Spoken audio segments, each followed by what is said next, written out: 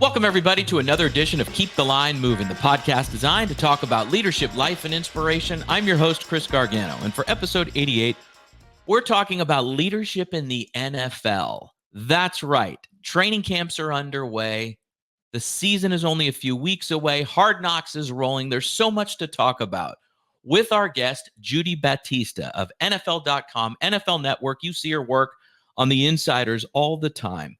We will talk about her career, which started at the Miami Herald in 1990. She was writing news, and then she transitioned into sports. She will tell that story. She then went to Newsday, the New York Times, before coming to the NFL in 2013. We'll talk about all the narratives in the NFL going on right now, the Chiefs three-peat, the 49ers, Aaron Rodgers and the Jets. There's so much here, as well as analyzing great coaches and what they do differently, right, to unite their teams. A fascinating conversation. It begins now on Keep the Line Moving. Okay, Judy, you must enjoy this time of year. This is when it all starts. The marathon, right? How do you prepare for the NFL season each and every year? First of all, I try to take time off in June and early July. That's when sort of the league shuts down. So I try to shut down too, because once you come back and once training camps open, then it is just a sprint, right, all the way through. I mean, there's very few days off. There's no downtime. So, I mean, it's you just are going constantly until the Super Bowl. But I always like training camps because there's that feeling of like, you always hear the players and coaches say, like, right, it's a clean slate. You're turning the page. Like, yes, it's a clean slate for us too. We're starting, there's new players to get to know and new coaches to get to know. And so there is this sort of feeling of like, the first day of school kind of thing where you feel like, all right, we're starting a new thing here. So I like this. I like training camps again, because there's lots of new stuff to talk about. And there's lots of new people to talk to. And so there is this sort of feeling of renewal and optimism and sort of, anticipation of like, wonder what's going to happen this year. Okay, Judy. So let's attack that right off the top. What do you think is going to happen? If you were to say the top three narratives or some key storylines that you're following that really intrigue you, not necessarily the masses, but that's interesting to you, what comes to mind? Well, I mean, I'll stay local. I mean, I think everybody, it's not just me, everybody is interested in what happens to the Jets this year because of what happened to the Jets last year. I think we were all so excited for the Jets last year. I'm around that team a lot. And so I talk to lots of people, not just the players and coaches, but, the people who work in the office, and everybody was so excited. And then when Aaron Rodgers got hurt, the deflation, I mean, like the whole organization just sort of, you could feel them sagging. So I'm very curious to see what happens this year because the team is really good. I'm very interested on the business side of the NFL to see how far they get in negotiations towards an 18-game season, and I think it's just a question of what can the players union extract from management in exchange for the 18 games. But I'm very curious to see how quickly that moves along, because obviously that will change the shape of an NFL season and the NFL off season. And then listen, I think we're all interested to see if the Chiefs can three-peat. That's never been done in the NFL. It's really hard. It's really hard to win 2 in a row, really hard to win 3 in a row. So the 18-game schedule is really compelling because it means more money, right, for the players, Yes. but it also means more wear and tear on their bodies. How would you finesse that, or how do you think it will be finessed if, in fact, we go to an 18-game schedule? Well, I think you've already heard some of the players who, are sort of thinking about this and what they would want if they go to an 18-game schedule, right? Like another bye week. So each team would have 2 bye weeks during the season, maybe expanding the roster so you would have more players. So, you could rest more players, maybe have training camps start earlier and have a longer ramp up period that maybe would diminish the sort of soft tissue injuries. There's been a lot of conversation about that. But listen, I think it's a business, and I think the bottom line is going to be how much more money everybody can get out of this. If it's certainly an 18 games gives an entire pool of games that doesn't even exist that they can sell. So, they're going to have to get definitely changes to the schedule, but but also financial compensation. Okay, so that makes tremendous sense to me. So let's look at this. You've cited three narratives: the Rodgers and the Jets, Mahomes, Reed, three-peating in Kansas City, and then the 18-game schedule. So, Judy, and there is no off season, right? Let's look at this. The No. NFL, or covering the NFL, there's no off season. However, when training camp starts in this wonderful time of year that we're in right now, how do you prep? Like in the month of June, leading up to training camp, what does your prep look like? Because you're really good at your job. How do you prep for your season? Well, I think it's sort of a constant prep. Like there's not really like a cram session because news is happening, as you said, all year long, right? I mean, you go right from a season into the combine, into free agency, into the draft, and then into mini camps. So you're just sort of constantly absorbing information. And then as you get closer, I mean, you're studying notes, right? I mean, we have a fabulous research department at the NFL Network, as all networks do, and they send us research package of who's new to the roster and who's returning and how they did last year and what the projections are for this year, and you review all of that. It's certainly easier in the case of the Jets and Giants. I live in New York, and so you're just constantly surrounded by them, and so it's much easier for me when I'm at the Jets to know everything. But when I go to a team that I don't see that often, maybe once a year. I mean, I read the local beat reporters. They're always the best source of information because they're around the team every day, and they pick up everything. So I do that a lot. I mean, I think most reporters who cover the league on a national basis do a lot of reading of the local reporters because they just have so much information that we are not privy to. Good point. Okay, so let's back up a little bit.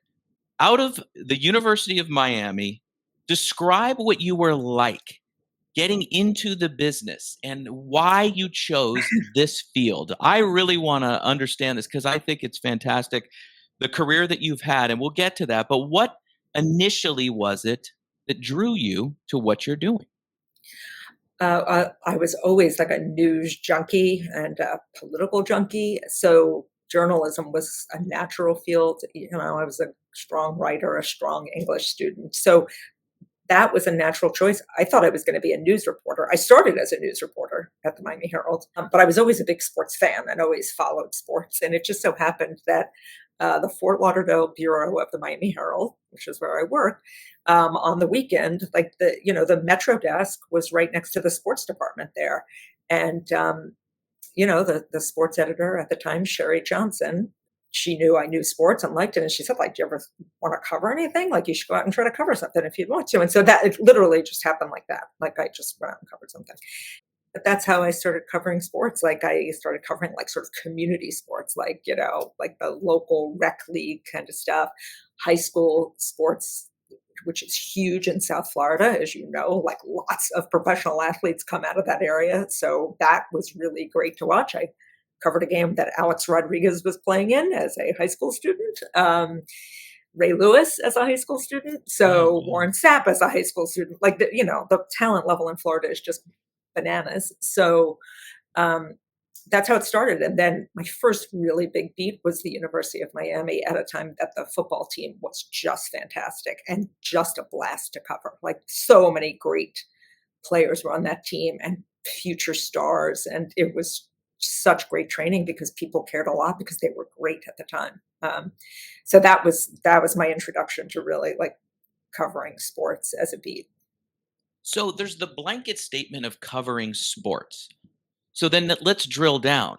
Did you like the X's and O's? Did you like the strategies that were going in such a rich area, as you said, as the Miami metropolitan area?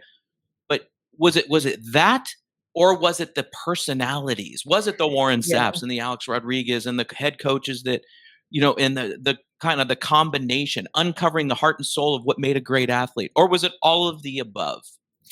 Yeah, I think it was a bit of both. Certainly the personalities were fantastic, right? I mean, Warren Sapp always tells me, I didn't realize this until he pointed it out, that like I wrote the first feature story about him and his mom had it hanging in her home for a long time, which who knew? But like that, he's a great personality, obviously, right? Those guys were big personalities. But it was also always really interesting to me that like Warren Sapp was moved to defense. Like Warren Sapp was a tight end.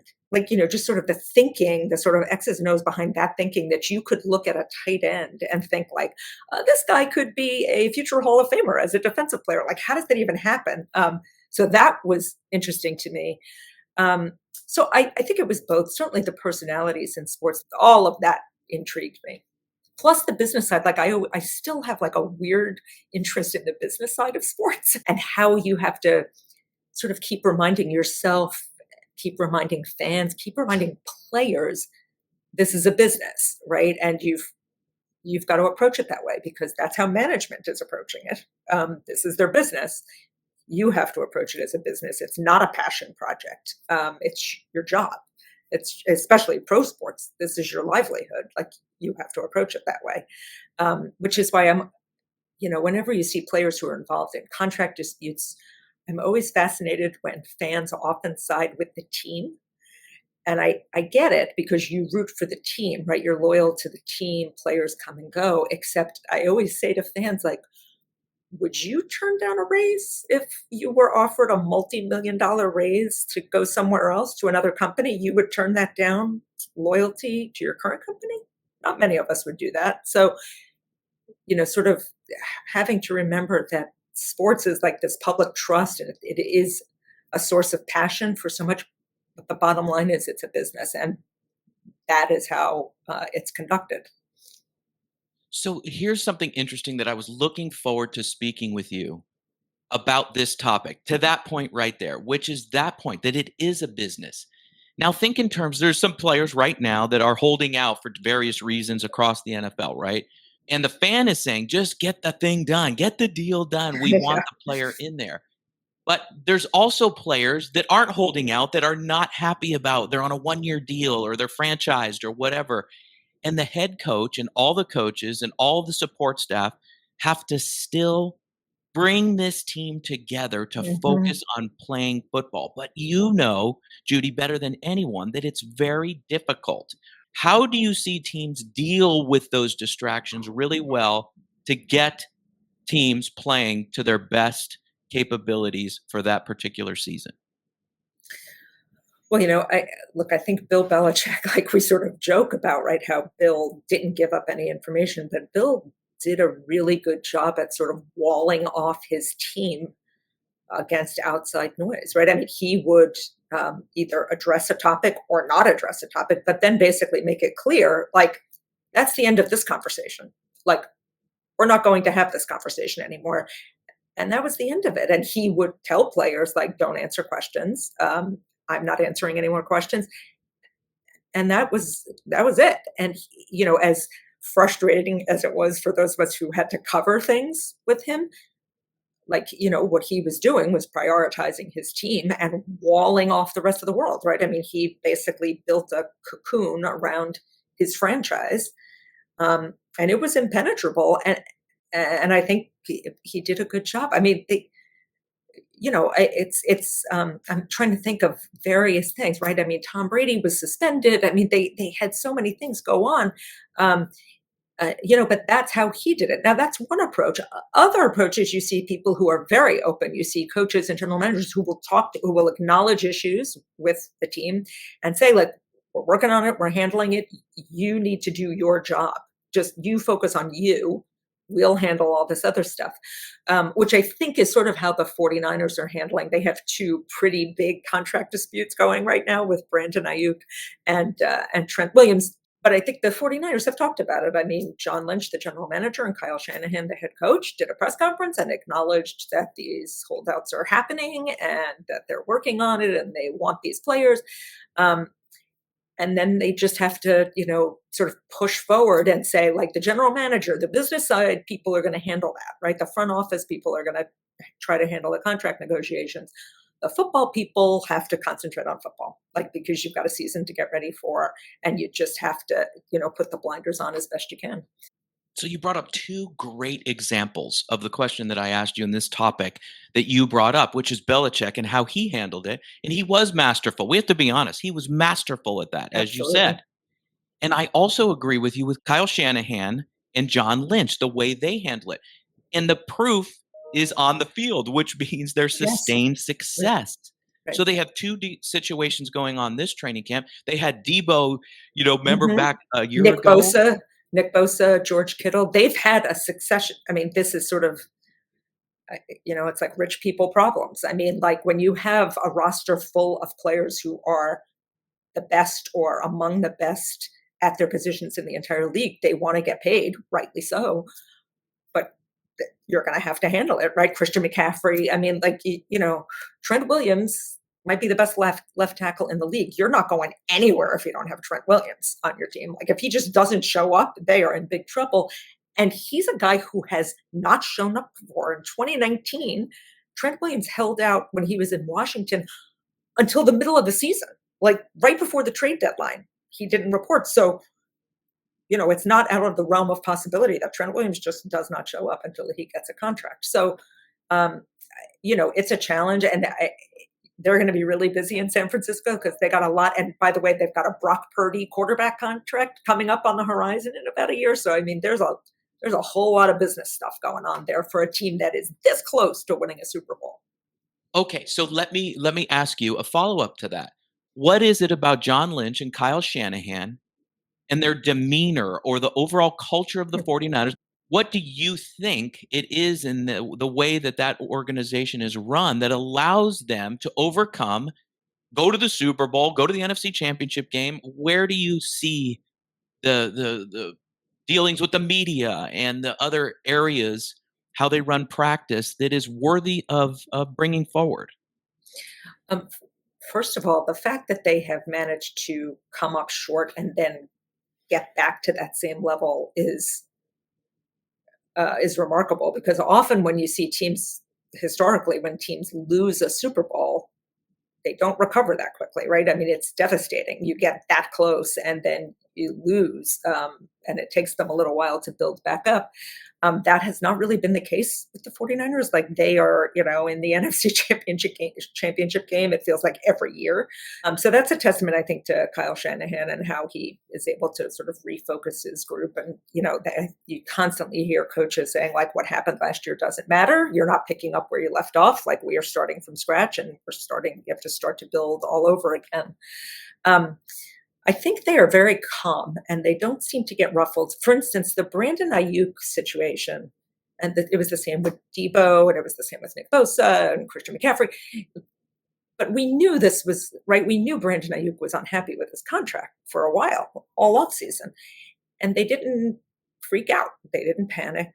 They seem to be historically. They have been comfortable letting contract disputes get into the summer, including into training camp, and then doing the deal late, right? Like Nick Bosa's deal got done late. Christian McCaffrey's deal got done late.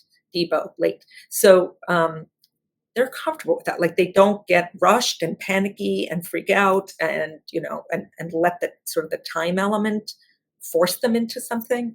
And I think that's what you're seeing here is they're just sort of very even keeled and behind the scenes, they're working on it. So I'm curious to see how their approach now maybe ramps up, especially with him. You just brought up some wonderful leadership attributes. And as you know, this is a leadership podcast, right? An inspiration. And you just brought up calm and no panicking that the 49ers, and they'll wait till to get Bosa in, right? At the last minute or Christian McCaffrey's contract. You brought up some great examples of not panicking and then still being able to win. So let Mhm. me ask you this, Judy. You've interviewed so many coaches, general managers, presidents, all different types within the NFL. And I really don't want you to mention any names, but there are sometimes when you sit across from somebody, there is panic. There is a little bit of tension, right? And then the players can feel that. The media can Oh see yeah. that. Do you ever walk away from an interview and say, "Uh-oh, that team or Sure. that situation is not going to play out pretty well." And then most likely, Yeah. you're probably right. Yeah, you can see coaches and players too who do not handle stressful situations well and don't handle curveballs well. And that is, well, I think that's what life is, but I mean, it's certainly what sports is. Um, right? I mean, seasons never go according to plan. That is life. Like things never go exactly according to plan. And it's all about adjusting and how you handle, how quickly you can pivot. Um, how coaches can lead people around obstacles, learning to handle that. And you see who the good ones are. But certainly I have come across coaches and players who you can tell are not handling it well, and who um, sort of are out of answers. I think we saw that last year with the Philadelphia Eagles, who started red hot. I mean, they looked like they were going back to the Super Bowl. They had come off the Super Bowl red hot. They were great. And then all of a sudden they started to struggle, and it just snowballed, and they could not stop it. It just grew and grew and grew. And they just like fell off a cliff and crashed out of the playoffs. They'd won so many games early that they still made the playoffs, but they were a shell of what they were. You could tell that the coaches were not on the same page. Players were not on the same page with the coaches. So players were losing confidence in the coaches, lots and lots of tension, and they just they couldn't find a way to stop the skid. And you could see that happening in real time. And then, after the season, I mean, we're still waiting to see what the result is, right? Did they change enough? They've changed a lot in Philadelphia. So did they do enough so that when the season starts this year, that will be totally behind them? That's a really good example. And that's really interesting, and a really interesting segue into Saquon Barkley from the Giants to Philadelphia. Yeah. What did you think when you saw that, playing before our very eyes on Hard Knocks, but also Saquon being part of that culture now, because he's one of the best in the league. He had a great run, no pun intended, in New York. But tell me your thoughts on that, the totality of Saquon becoming an Eagle. Well, I thought John Mara saying on Hard Knocks like he was going to have a tough time sleeping if Saquon became an Eagle. As soon as he said that, you thought like, oh boy, right? Because then he did. I'm not surprised Saquon is no longer a Giant. I think you got to remember that the team struggled even when Saquon was brilliant. He had injury issues here in New York.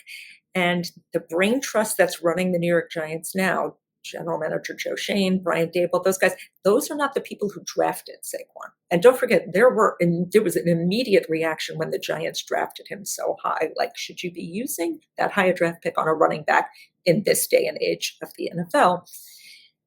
And clearly they came from a school of you build around the quarterback. They had already given Daniel Jones the big contract because he had the good season the year that they went to the playoffs. And so there was that scene again in Hard Knocks where Joe Shane says you're paying Daniel Jones $40 million not to hand off to a $12 million running back. And so that's the sort of concept of team building, right? Like, how are you constructing your team? What do you want your team to look like? And it's painful because I think it was particularly painful because there's nothing not to like about Saquon Barkley, right? He's a fantastic player when he's healthy.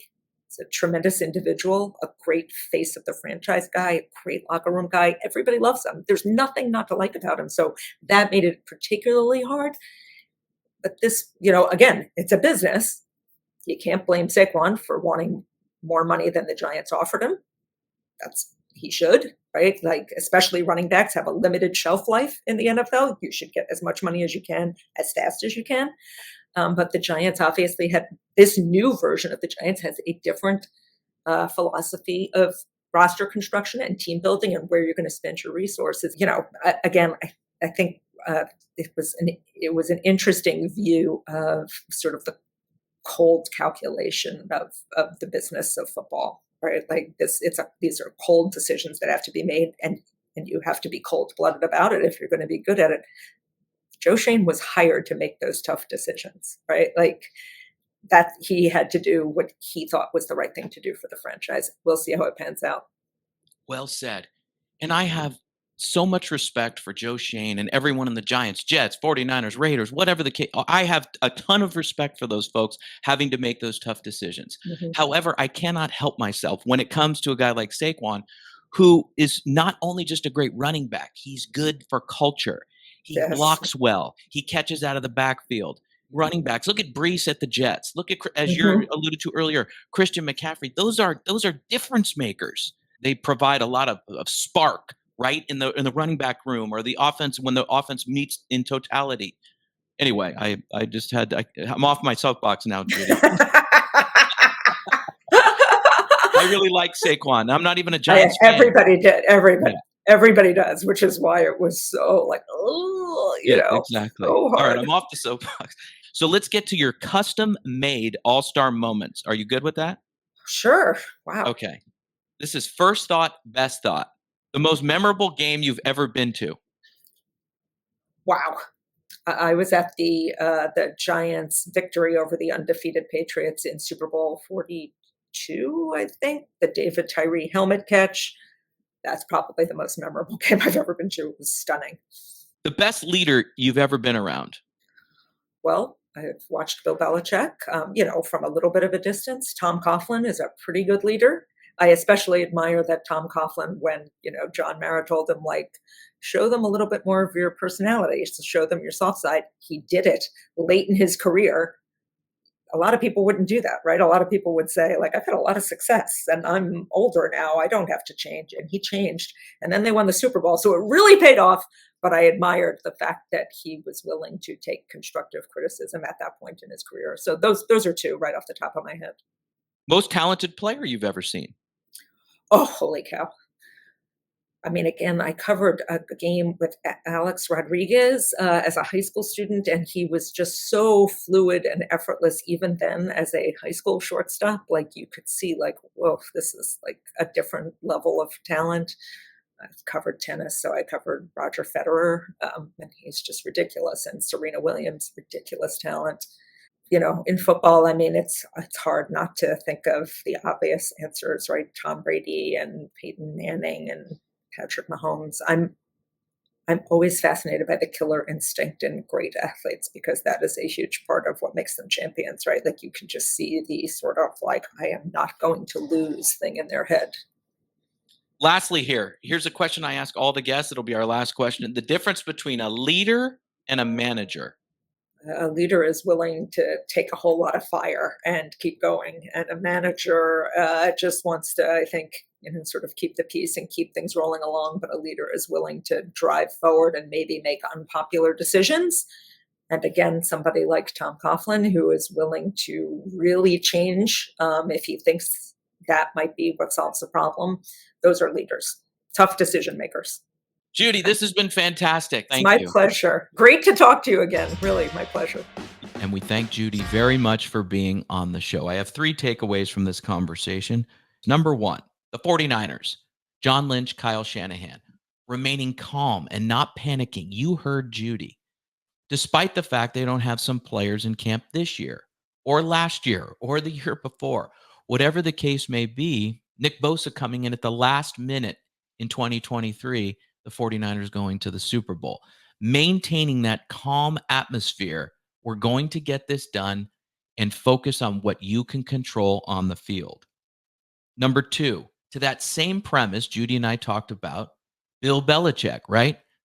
We're on to Cincinnati. We're focusing on Detroit. When there were things to talk about, he would give the stiff arm to the media, right? And sometimes that would frustrate the media, as Judy said, or the fan base wanting to know a little bit more. But you cannot argue with the Patriots' success over a sustained period of time with that approach, keeping distractions away from the players. And that goes to my third takeaway, which Judy said, which also comes from Belichick, which is do your job. Focus on doing your job. And now other coaches do that as well, of course, right? How do you eliminate distractions and be great on the field? It's focusing on what you can control as a player, your work ethic, your attitude, your contributions to the team. A wonderful conversation. I appreciate Judy's work with the NFL Network, NFL.com, and her contributions to this podcast this week. And I appreciate you being part of Keep the Line Moving each and every week. We'll see you next week, everybody. Take care. Every week, you hear guests on this podcast talk about some of their biggest leadership challenges. As a leader, you want to make an impact on those you lead and reach your organization's goals, while also optimizing your time management. Wherever you are in your leadership journey, we could all use some help. This is what we focus on with our group and individual coaching services. To book a call or get more information, email me directly at chrisg@garganoleadership.com or visit our website at garganoleadership.com. For our podcast and video producer, Jack Radutsky, and our marketing coordinator, Savin Narwhal. Have a great week, everybody.